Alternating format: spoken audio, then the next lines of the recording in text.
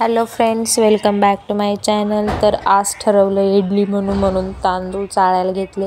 ही महिना पण आली तांदूळ खायला. तांदळात पाहिलं तर डाळीचे काही फोड्या दिसल्या मला, तर मी ह्या चिमण्यांना पण टाकलं. चिमणे पण आले खायला.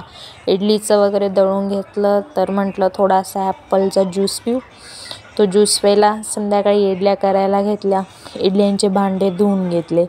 एक इडलीचं बनवलं तर समजलं त्यात मीठच नाही. मग परत बनवायला सुरुवात केली. तेवढ्यात मम्मीने खोबऱ्याची चटणी बनवून घेतली. थोडंसं तेल वगैरे, कढीपत्ता आधीच फोडणी देऊन ठेवली होती तिने. नंतर फक्त खोबऱ्याचं मिक्सचर केलेलं त्या तेलामध्ये टाकलं. मग थोडंसं त्याचा फोटोशूट केला त्या चटणीचा. ह्या 3 राहिलेल्या इडल्या पप्पांना दिल्या. नंतर परत मीठ वगैरे टाकलं. इडलीच्या भांड्यांचा परत व्हिडिओ काढला.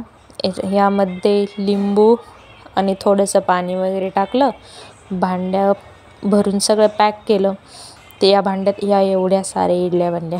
खूप अशा मऊशार इडल्या झाल्या होत्या. बाय.